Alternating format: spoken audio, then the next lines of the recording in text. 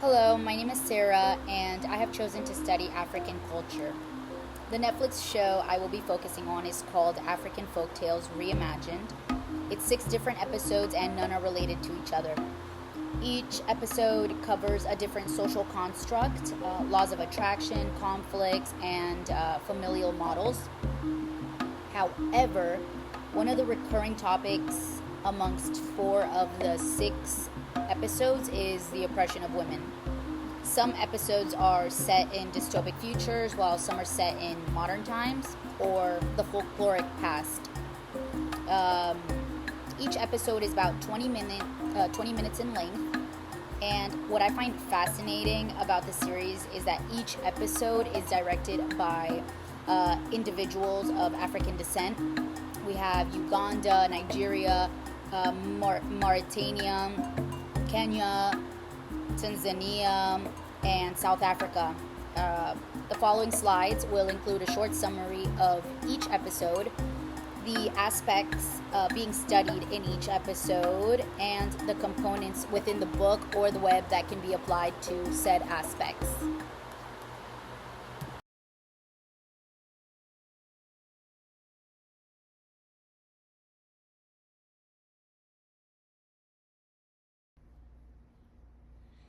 So, Katope is the story of a young girl who was born at the onset of a drought. The story is connected to spiritual belief and magic within a culture, as Katope is thought to have magical abilities to end the drought. I chose to relate Katope to chapter 6's individualism and collectivism because it fits the narrative almost perfectly. What shapes cultural practices? In addition to the influence of the physical environment, cultural practices are shaped by the self concepts of a culture's members. Self concepts are shaped by the cultural practices that direct what individuals focus on, value, believe, and are able to attain. In this way, culture itself can be said to make each other up. This is Schwetter, 1990, in our book on page 214. Katope's individualism is represented through her magical abilities. She is marked by difference. The community calls for her to perform a ritual, and this takes courage as she is to leave her home behind and face spiritual trials alone in order to create a change. The village's dependence on nature and the divine represent the collective. The community's beliefs are deeply rooted in collectivist cultural logic. This takes me back to how self and culture make each other up. Katope's strength and abilities are individualistic, but her purpose is for the collective. Through her bravery, she brings back the rain, and she did it for the collective, for the community suffering, and for her ancestral obligation. Now, for episode 2, Halima's Choice, I related it to gender equality and gender norms under chapter 6 of our textbook. What's interesting about Halima's Choice is that although it takes place in a technologically advanced dystopian future, um, gender norms are still very much patriarchal. In the episode, Halima is set to marry, but this is an arranged marriage. Therefore, in relation to the text found in our book, the women in the community have an interdependent self concept in which the identity comes from social relationships and roles. So, behavior depends on the perceptions of others' thoughts, feelings, and actions. Halima's choice displays traditional gender expectations that prioritize family alliance over the choice of women. So, her father and the community, elders, other men, decide a woman's future. And in the episode, Halima meets a virtual being, and this man shows her a virtual realm where she can escape and express her emotions. She can make her own choices and ultimately gains autonomy. When she rebels against her father and the elders, she is reframing the gender equality. However, the device she was given to enter this special realm will not change the social structure of her community, unfortunately, because patriarchy seems to always adapt to new settings, and true freedom requires structural change.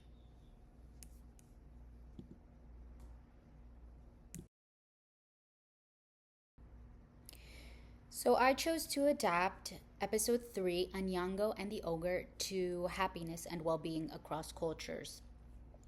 Is happiness necessary for a good life? In our textbook on page 405, we learn that researchers looked at how often the phrase happy nation and happy person were used in a Googlegram database of American books. This is Oishi, 2013. They found that uses of happy nation have steadily dropped, whereas happy person have steadily risen. This suggests that happiness has been gradually transformed to reflect more of an individual state as opposed to that of the collective. Despite this being the study in Anyango and the Ogre, that is simply not the case. The story is set in a dystopic city where women over 30 are exiled to a barren and neglected place known as the gray zone, whereas women under 30 with partners live comfortably in a place known as the blue zone. Otis lives with his mother, father, and 2 siblings, but his life is far from good despite living in the blue zone. Otis's father is extremely abusive to everyone in the household. And to seek solace, he turns to a childhood folk tale called Anyango and the Ogre and uses that to empower his siblings and protect them from the abuse. So happiness does not go hand in hand with having a good life. They live in a good zone, but their well-being is threatened daily. Well-being in this episode is defined by safety and not by material comfort. Happiness in this episode is not individualistic, but rather collective. Otis wants to escape his situation, not just for his well being, but for the freedom and well being of his whole family. Otis's mother, however, is scared to leave because she's scared to leave the abuse because she doesn't know if she can guarantee safety to her children in the gray zone, the barren zone. She lives a good life, but is extremely unhappy. It took extreme moral courage and the need to protect her children to finally liberate herself from the abuse she faced. In Halima's choice, the main consequence of positive, negative emotions, which is on page 411, is that since she lives in a patriarchal society where women don't have a voice, showing any type of emotion could be seen as insubordination. She cannot express negative emotions towards her arranged marriage, and she cannot show positive emotions when she meets this new stranger, the virtual being. In the textbook, we are confronted with a quote that truly resonates to Halima's situation. It's a quote from the Russian heroine of Woody Allen's 1975 movie, Love and Death, that states, "To love is to suffer. To avoid suffering, one must not love, but then one suffers from not loving. Therefore, to love is to suffer. Not to love is to suffer. To suffer is to suffer. To be happy is to love. To be happy, then, is to suffer. But suffering makes one happy. Therefore, to be unhappy, one must love, or love to suffer, or suffer from too much happiness." I hope you're getting that down. Halima is suffering because she cannot love. And she suffers if she does love at the hands of her father and the elders. When the virtual being takes her into this virtual realm, she experiences high arousal, positive emotions for the first time. She felt a sense of autonomy for the first time. She felt a desire to escape to this realm, and she felt love for this virtual being. The negative emotions come in when she is faced with the reality of her situation and the structure of the community that she lives in. She doesn't want to escape, but seeks autonomy and happiness. But in leaving, she must leave her mother and her father, which causes in own internal suffering and unhappiness.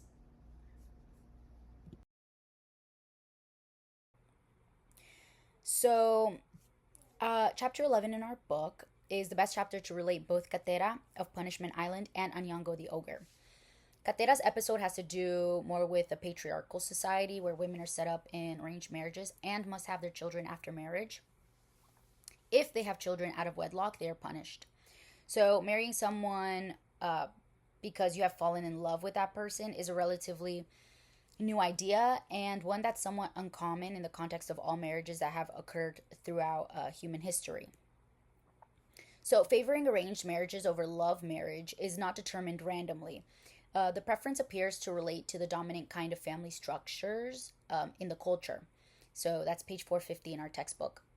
In Catera, the dominant structure in this case appears to be a tyrannical sergeant who has imposed cruel laws on the women. Catera loved another and allowed herself to become pregnant with his child, therefore receiving the maximum punishment. So, in the episode Anyango and the Ogre, I will relate the episode, particularly to page 446, that talks about commitment. One way commitment is sustained in romantic relationships is by idealizing one's partners. The researcher's reasoning for why idealization seems to foster successful relationships is that positively distorted views of one's partner should protect one from having to entertain thoughts about their partner's unlovable characteristics. I believe that Mama Otis did not idealize her partner, but rather her living situation. Being with her abusive partner guaranteed protection and a stable living for her and her children. This can fall under the category of cultural variations in marriage. This is page 447. By establishing and securing families, marriages serve as an institutional purpose in society. So, especially in the patriarchal and dystopic city, their primary functions were to help spouses meet basic needs, and this would include food production, childcare, safety, education, and shelter. So, these requirements were accomplished by the spouses themselves and by the family ties that marriages created. This is Amato 2012. So with that, you have a woman that has no choice but to stay so she can provide for her children. The commitment is forced and out of necessity. However, on the other hand, Otis, the young son's commitment lies with his mother and his siblings. Otis's moral courage pushes him to act in defense and create a way to finally escape the situation. His courage came from the childhood folktale Anyango and the Ogre, that he would read to his siblings to teach them that monsters can be confronted and defeated. And so he would use this book as a tool to show resistance and as a commitment to not let what was happening continue to happen or to ever be normalized. So Otis was committed to justice, whereas his mother was committed to an abusive relationship out of fear that being there was the only means of survival for her and her children.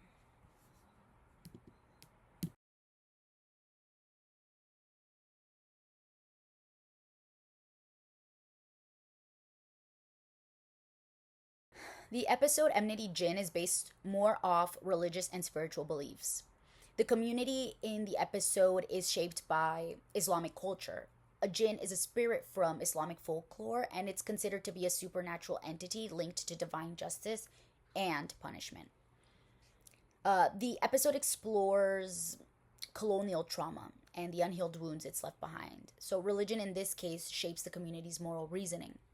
They see the jinn as a sign of moral reckoning, not only as a personal one, but also societal. So in our textbook, page 489, it states, pronounced cultural variation also exists with respect to the role of intention in judging the morality of harmful behaviors.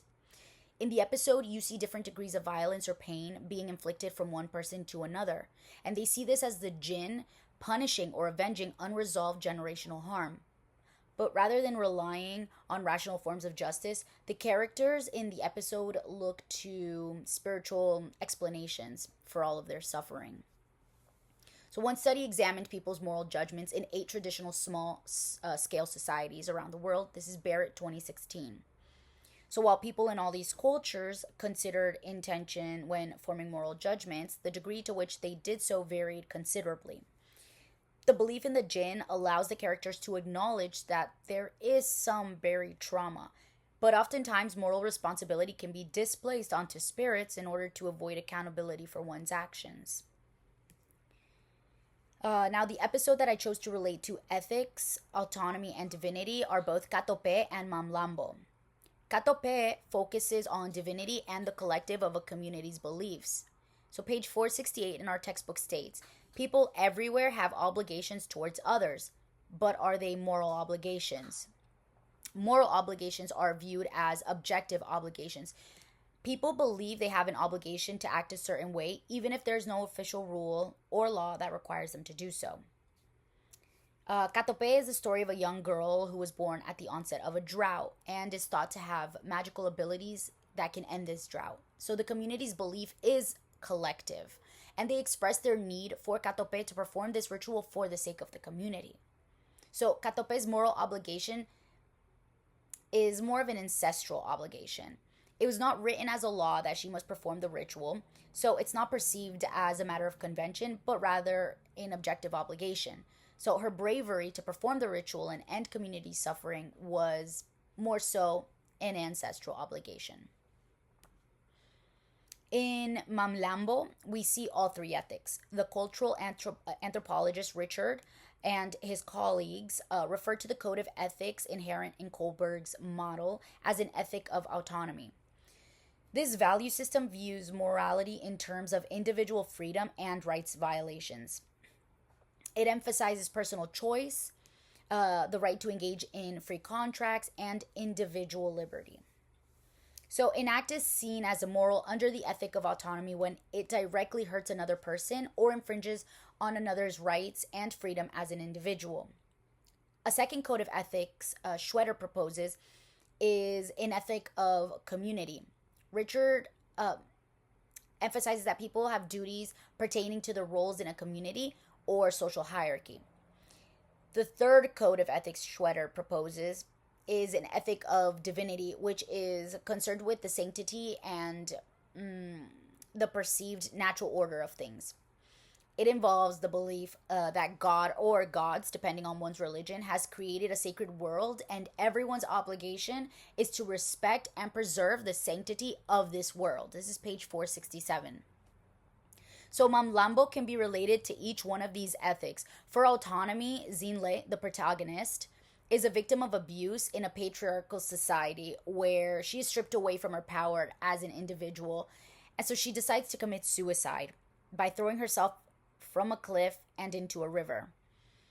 This is where Mamlambo comes in. She is a river goddess who finds Zinle's lifeless body and brings her back to life, slowly nurturing her back to health and empowering her. Mamlambo serves as a sanctuary for the women who have been harmed by the same society and who face a similar fate to that of Zinle's. Mamlambo feels her duty is to be the protector to the women facing injustices in a corrupt society hierarchy. The ethics of divinity plays the biggest role, being that Mamlambo is a river goddess. She is a divine protector and healer. She believes that her presence is there to challenge patriarchal systems and that have led to the oppression and suffering of women in the community. Her goal is to create a sacred space for these women so they can regain their personal power and self-worth. So I really enjoyed applying some of the chapters of our book to this series. I think that it's a show worth watching.